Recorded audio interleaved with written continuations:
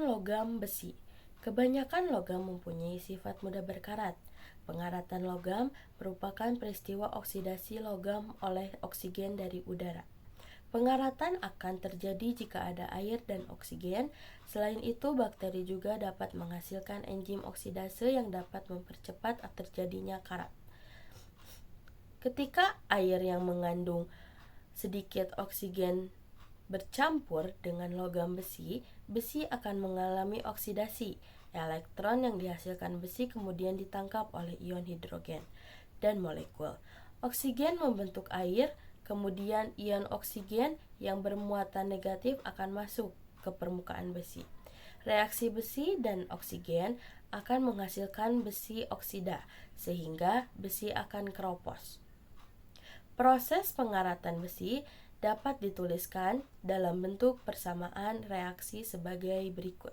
Pada reaksi pengaratannya, besi mengalami oksidasi dan berfungsi sebagai reduktor.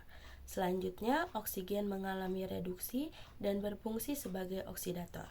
Sementara itu, bilox H pada H2O tidak berubah, baik sebagai pereaksi maupun hasil reaksi. Hal itu dikarenakan H2O pada Fe2O3 hanya terikat sebagai air kristal. Pemutih pakaian. Untuk membersihkan noda pada kain putih yang tidak dapat dibersihkan dengan deterjen, biasanya digunakan zat pemutih. Jenis zat pemutih yang banyak digunakan dalam produk-produk adalah natrium hipoklorit, NaOCl. Noda pada kain putih akan hilang setelah direndam dalam air yang mengandung NaOCl. Namun, kamu harus hati-hati pada saat menggunakan NaOCl. Pastikan tidak ada pakaian yang berwarna selain putih yang ikut terendam. Jika ikut terendam, maka pakaian yang berwarna-warni itu akan pudar warnanya atau terbubuhi warna putih. Apakah yang menyebabkan NaOCl dapat memutihkan pakaian? Jika dilarutkan dalam air, NaOCl akan terurai menjadi Na dan OCl. Ion OCl akan tereduksi menjadi ion klorin dan hidroksida OCl plus 2E plus HOH menjadi Cl plus 2OH. Bilox Cl dalam OCl adalah plus 1, sedangkan bilox Cl adalah min 1. Berarti Cl mengalami reduksi atau bertindak sebagai oksidator. Sifat oksidator inilah yang menyebabkan NaOCl dapat mengoksidasi noda pada kain. Yang pertama ada baterai. Contoh, baterai seng karbon menghasilkan listrik melalui reaksi redoks antara seng atau Zn dan ion-ion hidrogen atau H+.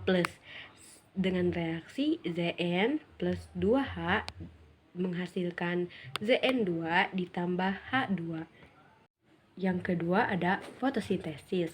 Fotosintesis yang terjadi pada tumbuhan merupakan salah satu contoh reaksi oksidasi dan reduksi. Reaksi oksidasi reduksi yang terjadi pada reaksi fotosintesis adalah untuk reaksi oksidasinya ada 12H2O menjadi 6O2 ditambah 4H plus ditambah 4E. Untuk reaksi reduksinya adalah 6CO2 ditambah 24H plus ditambah 4E direaksikan menjadi C6H12O6 ditambah 6H2O.